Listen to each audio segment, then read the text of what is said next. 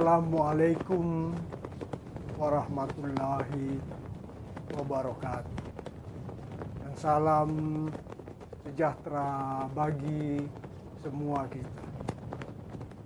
Kembali lagi kami sebagai masyarakat awam dan masih selalu untuk dengan pasti mengikuti dan untuk terus memperhatikan kehidupan bermasyarakat kita sehari-hari. Ini semua merupakan keprihatinan yang dalam, dan sebagai peran aktif kami sebagai warga negara yang tanpa sadar dan terus-menerus harus tetap sadar pada kondisi yang ada. Ini terkait dengan beberapa kebijakan-kebijakan terus yang tersebar dan tertebar di mana-mana. Dan ini ternyata berkaitan dengan pasca transisi kepemimpinan mendatang, sehingga berkesan dan mencerminkan kewibawaan penguasa atau pemerintah yang semakin tak ada lagi, bahkan dengan kebijakan-kebijakan yang menjadi mentah pada kebijakan-kebijakan yang disampaikan ke masyarakat. Ya, yang katanya akan ditunda ataupun apa artinya, kebijakan-kebijakan yang sempat banyak meresahkan, yang banyak mengundang polemik, yang seakan dipaksakan, yang tentunya terus menimbulkan kontroversi dan reaksi dari masyarakat serta kelompok-kelompok kepentingan tertentu. Beberapa yang kebijakan-kebijakan yang selalu masih lekat dalam ingatan kita, seperti yang masih terus menjadi polemik adalah Omnibus Law misalnya, atau Undang-Undang Cipta Kerja. Pada undang-undang ini merupakan salah satu kebijakan yang dianggap dipaksakan oleh banyak pihak. Pemerintah mengklaim bahwa undang-undang ini bertujuan untuk meningkatkan investasi dan mempercepat pertumbuhan ekonomi. Namun proses penyusunannya yang kurang transparan dan minim partisipasi dari publik. Kemudian ada lagi misalnya contoh Undang-Undang UKT atau uang kuliah tunggal yang membebani banyak mahasiswa yang akhirnya juga katanya ditunda. Ya, entah kapan diberlakukan, katanya tahun depan atau mungkin masih perlu pertimbangan. Nah, kemudian menyusul lagi Undang-Undang Tapera atau Tabungan Perumahan Rakyat yang memang sedang hangat diperbincangkan, yang pada tanggal 20 Mei 2024 Presiden menetapkan peraturan pemerintah nomor 21 2024 tentang perubahan pemerintah nomor 25 tahun 2020 tentang penyelenggaraan tapera. Memang kewajiban yang memotong gaji pekerja sebanyak 3% untuk iuran tabungan tapera. Sasarannya semua pekerja termasuk karyawan swasta dan pekerja-pekerja mandiri. Inilah wajib mereka menjadi peserta dengan potongan gaji sebesar 3% tersebut, dengan rincian pembayaran 0,5% oleh pemberi kerja dan 2,5% ditanggung oleh pekerja. Pekerja mandiri menanggung iuran secara mandiri sebesar 3%. Kemudian masalah tambang lagi. Ya, ini masalah tambang yang sekonyong-konyong akan diserahkan ke ormas keagamaan. Polemik izin tambang untuk ormas ke masyarakat keagamaan memang menarik perhatian. Pada Komisi 7 DPR menegaskan pentingnya kehati-hatian dan pentingnya lebih dipertimbangkan lebih matang sebelum ormas-ormas keagamaan terlibat dalam pengelolaan tambang batu bara atau tambang-tambang yang lain setelah revisi Undang-Undang Nomor 25 Tahun 2024. Pengolahan tambang adalah hal yang kompleks dan memiliki resiko yang signifikan. Prinsip kehati-hatian berlaku baik bagi pemerintah maupun ormas keagamaan yang ingin terlibat dalam sektor ini.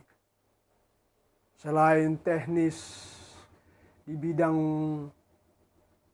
pertambangan, aspek lingkungan dan keuangan juga harus dipertimbangkan sebelum memasuki industri-industri pertambangan. Dan ini juga perlu pertimbangan terhadap lingkungan. Keberadaan pertambangan menimbulkan dampak terhadap perubahan bentang alam. Penurunan kesuburan tanah, terjadi ancaman terhadap keanekaragaman hayati, penurunan kualitas air, penurunan kualitas udara, serta pencemaran lingkungan. Pasti juga flora dan fauna lokal akan terancam punah akibat hilangnya habitat tersebut. Sudah pasti pencemaran udara di sekitar tambang dapat tercemar dengan limbah-limbah tambang, termasuk logam berat dan bahan kimia berbahaya. Ini dapat mempengaruhi kualitas air tentunya, yang terus berkelanjutan pada ekosistem perairan. Ya, jelas pencemaran udara, adanya debu-debu dan partikel-partikel aktivitas pertambangan dapat mencemari udara. Selain itu, menghasilkan emisi gas, ya terutama emisi gas rumah kaca seperti CO2 dan metana. Kepunahan flora sudah pasti terhadap akibat pertambangan dan merusak habitat, mengancam kelangsungan kehidupan spesies lokal. Menjadi sumber energi utama bagi banyak industri memang penting untuk terus mencari solusi inovasi sebetulnya yang dapat mengurangi dampak lingkungan dari industri pertambangan. Nah, kita juga terus berpolemik dan berbicara, tapi kita harus juga melawan lupa. Masih lekat dalam ingatan kita perusakan lingkungan pada kasus PT Timah dengan kerugian yang fantastis pada kerusakan lingkungan yang sangat parah. Ini baru perusakan lingkungan yang merugikan negara dengan nilai yang sangat fantastis. Makanya semoga ini sudah menjadi pelajaran yang berharga agar tidak lagi terulang demi memaksakan keinginan atas alasan apapun juga. Apalagi hanya alasan untuk perlindungan atau memberikan pada ormas-ormas tertentu yang siap pasang badan pada penguasa. Apalagi masa transisi ini, umat dan masyarakat sudah tahu dan membaca arah pikiran politisasi yang akan merugikan kembali kepada umat sebagai masyarakat. Dan ini juga beberapa undang-undang yang masih lekat dalam ingatan kita.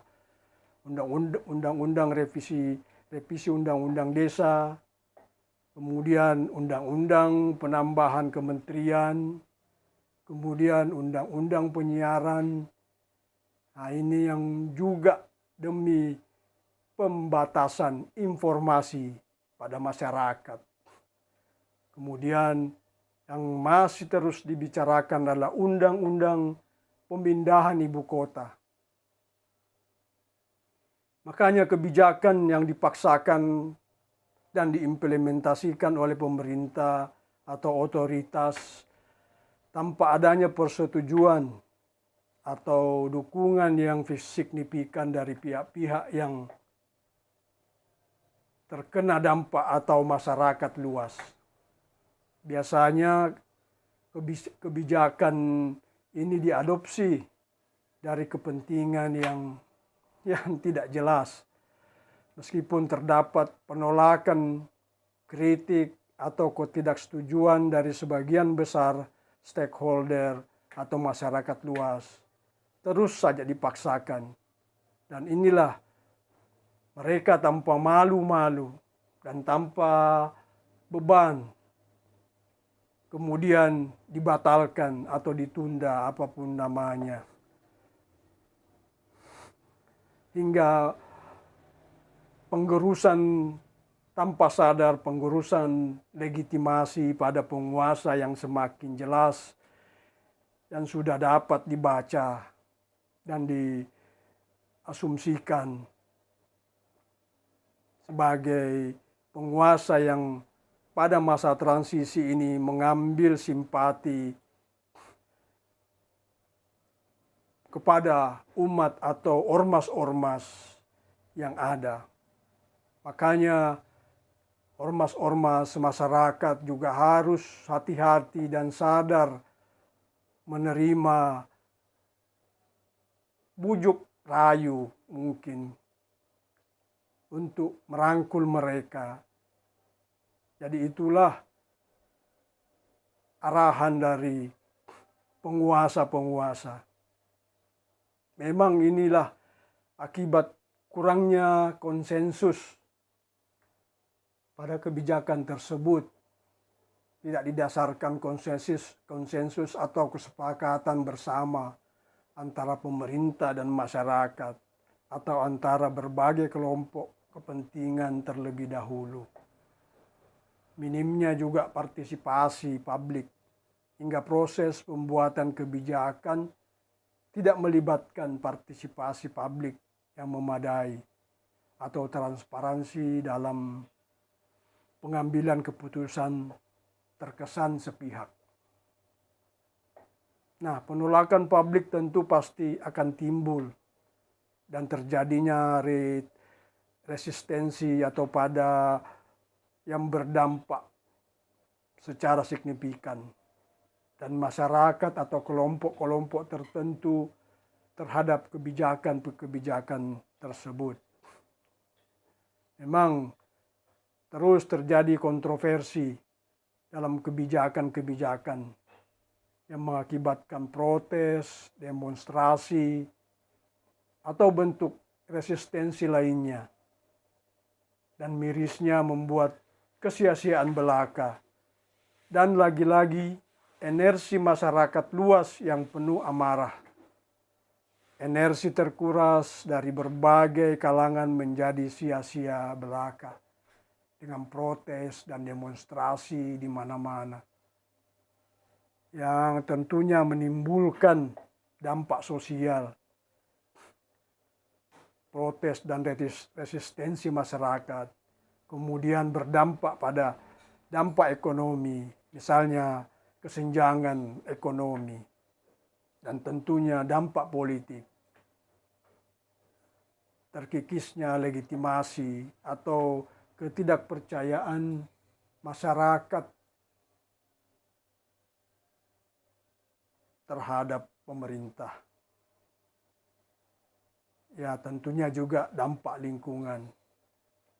Maka dari itu kita melihat dan mencermati dalam konteks ini penting bagi pemerintah untuk meningkatkan partisipasi publik dan transparansi dalam proses pembuatan kebijakan agar kebijakan yang dihasilkan lebih inklusif dan mendapat dukungan yang lebih luas dari masyarakat.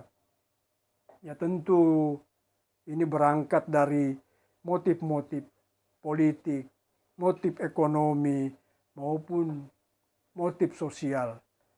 Dan tentunya bisa dipandang semua motif dapat membawa kemaslahatan umat jika diwujudkan dengan baik, dengan cita-cita besar kita bersama dan berbangsa seharusnya. Dan kemudian lagi undang-undang IKN yang terus menuai polemik, yang katanya sih sebagai legasi yang membawa banyak polemik dan membutuhkan anggaran yang sampai sekarang belum jelas investor yang ada, dan tentunya akan terus dan hanya membebani APBN. Ya, ini dari awal-awal perencanaan IKN sudah ada penolakan dari penduduk, seperti Dahlia Yati, penduduk asli suku Pasir, yang mengatakan bahwa mereka kaget dalam lahan tiba-tiba sudah dipasang patok sebagai rencana pembangunan IKN. Penduduk dan Yati mengatakan lahan itu dipatok setelah sebelumnya datang surat edaran dari pemerintah Kalimantan Timur. Pemasangan pelang dan patok itu membuat masyarakat dan warga setempat resah. Lahan yang tiba-tiba diklaim milik pemerintah yang sudah bertahun-tahun mereka gunakan sebagai lahan perkebunan rakyat. Juga akan berdampak pada pelanggaran HAM karena ada beberapa kasus untuk orang hilang dan korban tindak kekerasan yang ditengarai oleh Kontras, menyoroti potensi munculnya pelanggaran hak asasi manusia dalam proses pemindahan IKN. Dinamisiator Jaringan Advokasi Tambang Jatam Kalimantan Timur juga mengatakan adanya potensi penggusuran terhadap 20.000 warga adat dan lokal akibat pembangunan IKN di Kalimantan Timur. Meskipun pemindahan IKN sudah disahkan melalui Undang-Undang IKN, sejumlah elemen masyarakat tetap saja mengkritik pada putusan-putusan tersebut. Masyarakat adat minta kejelasan soal lahan adat agar tidak terdampak pembangunan IKN yang dipaksakan. Pemasangan pelang yang terjadi, pengambilan secara sepihak, tidak pernah bertemu atau berkoordinasi dengan mereka. ujar masyarakat pada webinar Bersihkan Indonesia waktu pelaksanaannya Selasa 15 Maret 22 yang lalu. Nah, ini juga selain izin tambang yang menyangkut ormas tadi, pada pasal bermasalah yang disoroti Walhi dan pemerhati lingkungan pada PP untuk kegiatan pertambangan. Makanya pembangunan IKN juga menggusur sekitar 20.000 masyarakat adat. Dinamisator jaringan advokasi tambang mengatakan bahwa potensi penggusuran terhadap 20.000 warga adat dan warga lokal akibat pembangunan di Kalimantan Timur, kata Pradana Rumpang. Warga adat dimaksud telah tinggal di kawasan hutan sebelum adanya rencana IKN tersebut. Rumpang juga menerangkan saat ini 40% dari total wilayah IKN adalah ditempati oleh warga. 40% ditempati oleh warga. Data itu bahkan sudah dibenarkan oleh Kementerian ATR atau BPN. Pembangunan IKN bakal menimbulkan daya rusak berlapis terhadap 53 kampung di sekitar IKN. Pembukaan lahan bisa membuat kerusakan dan pencemaran yang seharusnya menopang kehidupan di sekitarnya, ujar Rumpang. Pemindahan IKN juga menyisahkan permasalahan nanti di ibu kota Jakarta. Pada penelitian Associate Profesor Nanyang Teknologi Universitas Singapura, yaitu Zulfikar Amir, mengatakan pemindahan IKN tidak akan menyelesaikan masalah di ibu kota Jakarta.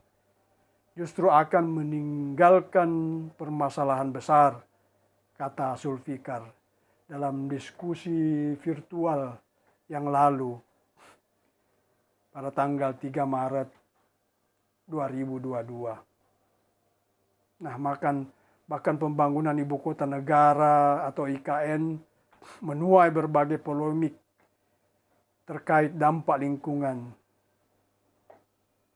yang tentunya dibangun di atas lahan yang berstatus hutan. Meskipun pemerintah menyatakan bahwa 70% area IKN akan menjadi kawasan hijau, tetap saja ada 30% yang mengalami deforestasi untuk pembangunan infrastruktur. Pasti perubahan landscape.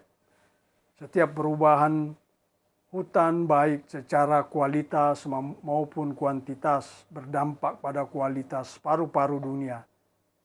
Jadi pembangunan IKN berpotensi merusak lingkungan. Rehabilitasi dan reboisasi, ini yang perlu kawasan IKN juga tidak baik-baik saja. Hanya 43% dari 2.506.000 hektar yang akan menjadi wilayah IKN. Terkait mundurnya Kepala Otoritas IKN, Bambang Susantono, dan wakilnya Doni Rahaju. Masih hangat juga dalam polemik pengunduran diri ketua dan wakil otorita IKN. Respon pemerintah terhadap mundurnya IKN adalah Menteri Sekretaris Negara Pratikno mengumumkan bahwa Presiden telah menandatangani surat pemberhentian dengan hormat kepada Bambang dan Doni sebagai pejabat otoritas IKN tersebut. Tentu tanggapan DPR juga menyeruak. Puan Maharani menyarankan agar pemerintah berbicara secara transparan kepada Presiden terpilih Prabowo dalam menentukan penggantian dan pemberhentian Bambang dan Doni. Ia berharap agar mundurnya mereka tidak menghambat tugas IKN dan meminta transparansi lebih terbuka terkait alasan pengunduran diri agar investor juga yang akan dan kalau ada juga tidak ragu masuk pada IKN. Juga Ketua DPP PKB Daniel Johan mengingatkan bahwa proyek IKN memiliki target yang sangat tinggi dan banyak masalah yang harus dihadapi. Namun alasan mundurnya Bambang dan Doni masih menimbulkan polemik yang pasti menimbulkan juga spekulasi liar. Tentu berbagai tantangan dan tanggapan juga dari masyarakat mengenai perubahan kepemimpinan IKN nanti. Nah inilah, karena masyarakat juga sudah terpapar oleh informasi-informasi dengan adanya kejar tayang pada pembangunan IKN agar dipercepat. Ini pasti akan mengganggu dari tatanan kelola otoritas IKN. Kemudian dianggap amburadul, mempengaruhi efisiensi dan efektivitas proyek. Apalagi mencuat permasalahan pembebasan lahan. Masalah pembebasan lahan warga yang belum selesai dan tuntas. Apalagi investasi.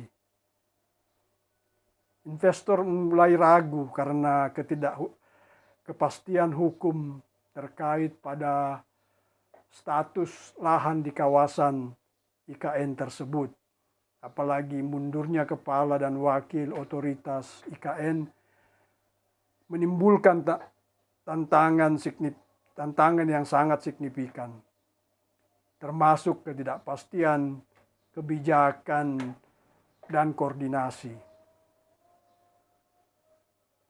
Nah, yang perlu kita cermati ini secara mendasar lagi, kita sudah lupa karena berbagai polemik-polemik. Adanya penentuan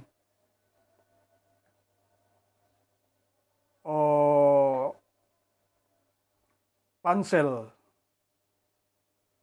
Nah, pada tanggal 30 Mei 2024, Menteri Sekretaris Negara atau Mensesnek Pratikno mengumumkan 9 anggota pansel KPK yang telah disetujui oleh Presiden.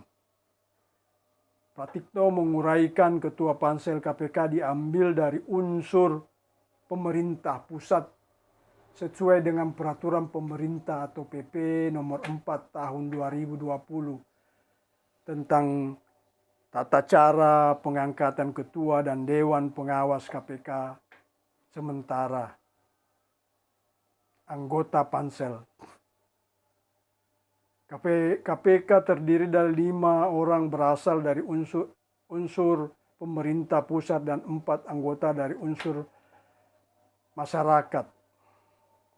Ketua pansel diambil dari unsur pemerintah pusat dan 4 dari unsur-unsur masyarakat sipil.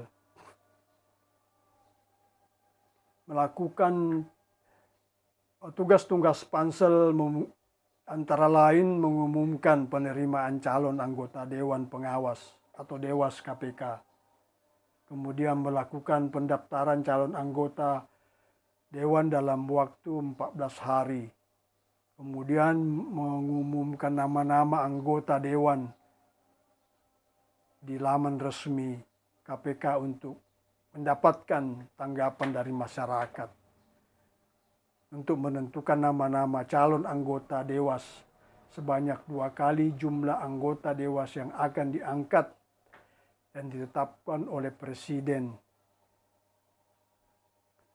Setelah pansel KPK menyelesaikan tugas mencalonkan nama Dewas KPK, DPR yang wajib memilih dan menetapkan 5 calon dengan waktu paling lama 3 bulan terhitung sejak tanggal diterimanya usulan dari Presiden.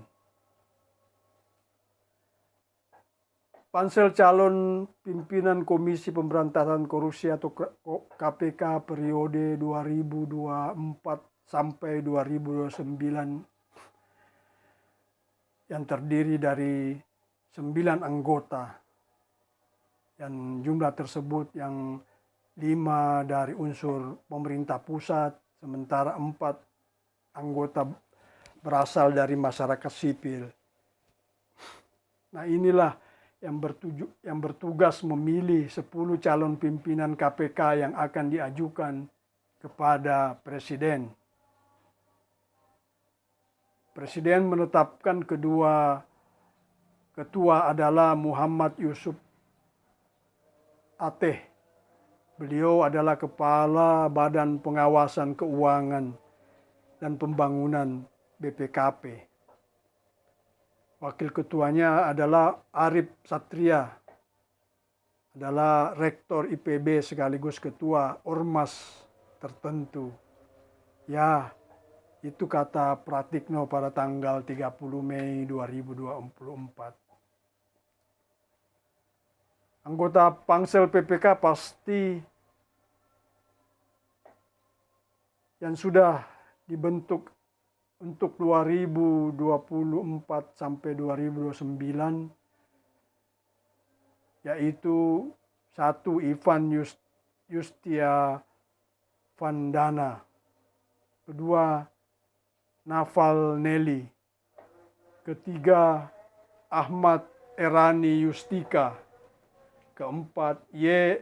Abeng Para Marta, 5. Erwin Daniel, 6.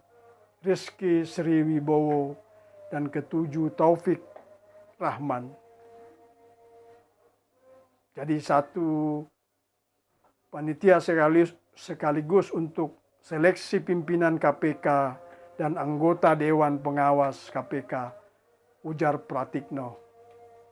Secara jelas susunan anggota pansel KPK tersebut juga terdiri atas ketua merangkap anggota yang berasal dari unsur pemerintah pusat tadi, 1 wakil ketua merangkap anggota, dan 7 anggota setelah dipilih menjadi pansel KPK. Setiap anggota harus menjalankan tugas berdasarkan pasal 6 PP nomor 4 tahun 2020 tersebut dan pasal 30 Undang-Undang nomor 30 tahun 2002 tentang Komisi Pemberantasan Tindak Pidana Korupsi. Nah, inilah susunan pansel yang diusulkan oleh pemerintah, mengumumkan penerimaan calon anggota Dewan Pengawas KPK pada saatnya nanti, yang melakukan pendaftaran anggota calon. Nah, dengan demikian berdasar aturan hukum, pansel KPK memiliki tugas untuk membuka pencalonan Dewan KPK yang akan diteruskan kepada DPR dan Presiden. Menghadap ke Kejaksaan Agung. Jaksa Agung Setinar Baharudin menerima panitia pansel. Pada saat itu KPK diterima di lantai 11 gedung utama Kejaksaan Agung Rabu 12 Juni 2024 lalu. Panitia seleksi diharapkan dapat melaksanakan tugas secara transparan, partisipatif, objektif, dan akuntabilitas yang tinggi, sehingga dapat menghasilkan keputusan yang kredibel. Tutur Burhanuddin dalam keterangan resminya pada Rabu 12 Juni 2024 lalu. Dia juga menjelaskan ada 3 hal penting yang digarisbawahi oleh Burhanuddin dalam pembentukan pansel KPK. Pertama, yaitu waktu pembentukan pansel terbilang lambat dan molor jika dibandingkan dengan periode sebelumnya, ujar Burhanuddin. Yang menurutnya 5 tahun lalu Presiden Jokowi membentuk pansel sejak 12 Mei atau 17 Mei 2019. Pada saat itu, yang menurutnya keterlambatan yang sangat signifikan akan berimbas pada waktu penjaringan yang semakin pendek dan mengurangi waktu partisipatif masyarakat dalam memberikan masukan terhadap kerja pansel. Yang kedua, kerja pansel tahun 2024 jauh lebih berat ketimbang periode sebelumnya, ujar Burhanuddin. Ini lantaran pansel KPK 2024 tidak hanya mencari 5 kandidat komisioner KPK, tetapi juga mencari anggota Dewan Pengawas, mungkin 5 orang. Kemudian juga ketiga, Burhanuddin juga menyoroti komposisi pansel KPK yang lebih banyak terdiri dari kalangan pemerintah, yakni sebanyak 5 orang. Sedangkan dari unsur masyarakat hanya 4 orang. Dalam pelaksanaan tugasnya memang nama-nama yang akan diajukan pada Presiden perlu dilakukan dengan keterbukaan dan partisipasi masyarakat untuk mencegah pemberitaan negatif dan ketidaknetralan dalam penjaringan kandidat calon pimpinan dan calon dewas pengawas KPK, ujar Burhanuddin. Panitia Seleksi Komisi Pemberantasan Korupsi atau Pansel KPK telah mulai berjalan dan bekerja untuk melakukan seleksi calon pimpinan dan Dewan Pengawas KPK masa jabatan 2024 sampai 2029. Pansel KPK pun telah menyampaikan pengumuman pendaftaran yang tertuang dalam surat nomor 02 Pansel KPK/06/2024. Seleksi untuk posisi calon pimpinan dan Dewan Pengawas KPK ini terbuka bagi seluruh warga negara Republik Indonesia. Pendaftaran akan dibuka pada 26 Juni 26 Juni sampai 15 Juli 2024. Dan hasil seleksi administrasi dan akan diumumkan pada tanggal 24 Juli 2024. Ya mungkin senada dengan pernyataan Burhanuddin. Pernyataan Corruption Watch atau ICW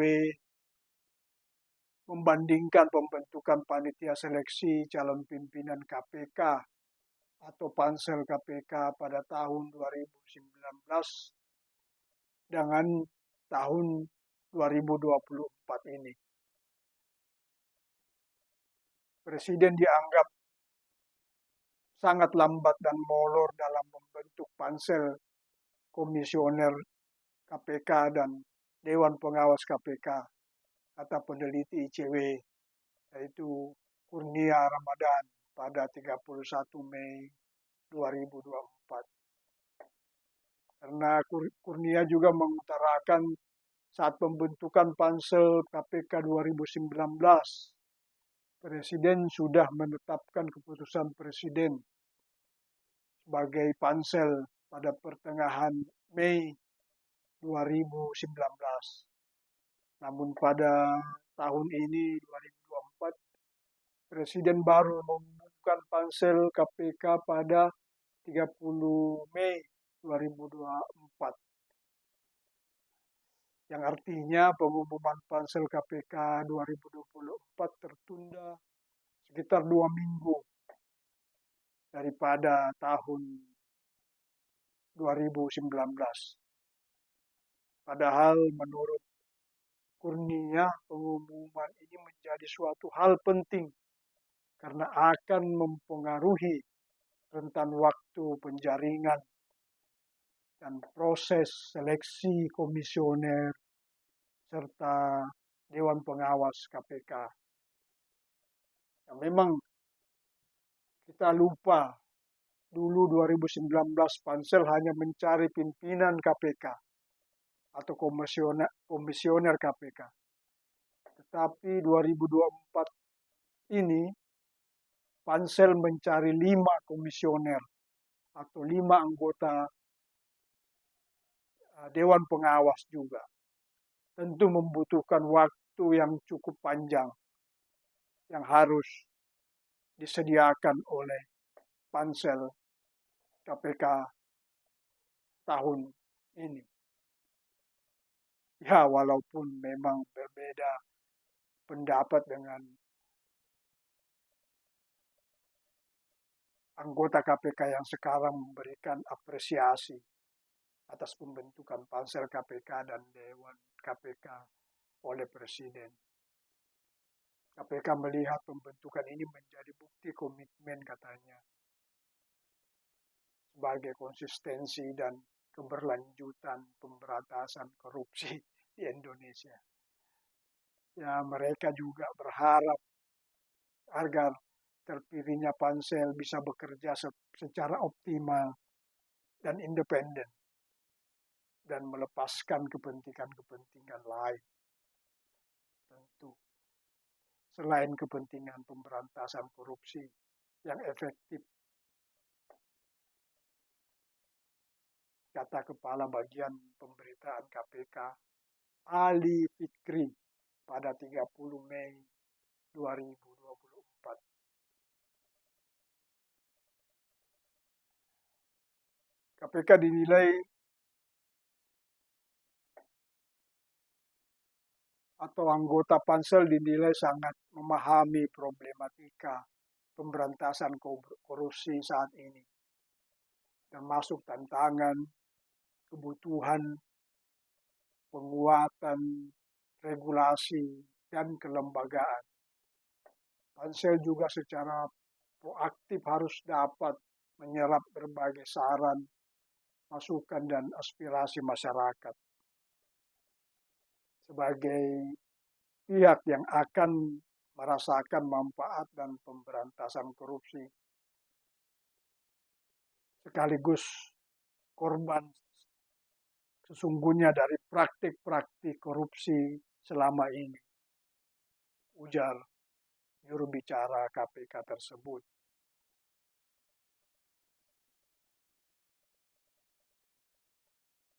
Ya, dalam pengumuman penjaringan calon-calon ketua dan komisaris KPK, juga kepada calon Dewan Pengawas KPK, ini ada beberapa kriteria dari yang disampaikan Pansel. Dari kriteria pada calon-calon dewas itu ada 11 poin yang kami cermati, adalah 11 poin kriteria. Di antaranya warga negara Indonesia atau WNI, kemudian bertakwa kepada Tuhan Yang Maha Esa, sehat jasmani dan rohani, kemudian integritas moral dan keteladanan, berkelakuan baik tentunya, tidak pernah dipidana atau dipenjara. Ini karena tindak pidana dengan ancaman hukuman minimal 5 tahun. Dengan usia minimal 50 tahun. Calon harus berusia minimal 55 tahun. Dengan pendidikan minimal S1. Memiliki gelar sarjana strata 1. Tidak menjadi anggota atau pengurus partai politik. Kemudian melepas jabatan struktural atau lainnya. Harus melepaskan jabatan lain-lain agar bisa menjadi Dewan Pengawas. Kemudian harus mengumumkan harta kekayaan. Itulah 11 poin kriteria. Kemudian ada 9 poin sebagai calon pimpinan KPK. Hampir sama sebetulnya sebagai warga negara Indonesia, bertakwa kepada Tuhan Yang Maha Esa, sehat jasmani dan rohani, berijazah sarjana hukum atau sarjana lain. Calon harus memiliki gelar sarjana hukum atau keahlian dan pengalaman minimal 15 tahun dalam bidang hukum, ekonomi, keuangan, dan perbankan. Usia paling rendah minimal 50 tahun. Kemudian integritas moral yang tinggi. Tentu jujur dan memiliki reputasi baik. Tidak terafiliasi pada partai politik. Calon tidak boleh menjadi pengurus salah satu partai politik. Untuk itu harus melepaskan jabatan juga secara langsung, agar calon melepaskan jabatan atau jabatan struktural jika menjadi anggota KPK. Kemudian mengumumkan kekayaan sebelum dan setelah menjadi sesuai peraturan perundang-undangan. Nah, itulah kriteria 11 kriteria calon Dewan Pengawas KPK dan 9 poin kriteria untuk calon ketua dan komisioner KPK mendatang. Ya, kami berharap dari 280 jiwa rakyat Indonesia akan muncul calon-calon yang berkompeten dan memenuhi kriteria yang disyaratkan, dan tentunya berintegritas tinggi yang akan membawa bangsa ini ke arah yang lebih baik ke depan. Semoga. Maka untuk itu kami sebagai masyarakat pada umumnya selalu berharap agar mulai pembentukan pansel KPK harus betul-betul selektif, karena ini akan menjadi efek domino pada penegakan hukum dan pemberantasan korupsi yang sudah semakin parah. Dan DPR kami harap juga harus selektif kepada ekosistem KPK yang baru sampai pada pemilihan Dewan Pengawas hingga sampai pada pimpinan serta komisioner KPK yang akan datang. Nah, inilah kekhawatiran kami dan kembali menjadi catatan penting dengan melihat situasi pasca transisi yang masih kental kepentingan. Yang harus selalu diwaspadai. Dan situasi negara kita yang sudah darurat korupsi. Saya ulang, sudah darurat korupsi. Dan beban ini tentunya untuk pemerintah mendatang, sadar atau tidak sadar pada kondisi yang akan datang, yang akan menjadi tanggung jawab yang berat bagi pemerintahan yang akan datang. Dan semoga kebijakan yang ada tidak lagi berdasarkan kepentingan. Dan kemudian lebih miris lagi jika terus dipolitisasi lagi. Dipolitisasi lagi. Dan terus dipolitisasi lagi. Dan ini akan menjadi presiden buruk, apalagi pada ekosistem KPK yang akan datang dan akan lagi dilemahkan, bahkan akan merusak seluruh sistem pada pemberantasan korupsi yang akan datang. Dan semoga tidak menjadi dosa warisan. Maka untuk mewujudkan harapan-harapan tersebut, para pemangku kebijakan dituntut untuk selalu berkomitmen dalam mengambil langkah-langkah kebijakan. Untuk itu maka diperlukan adanya transparansi, akuntabilitas dan integritas, dan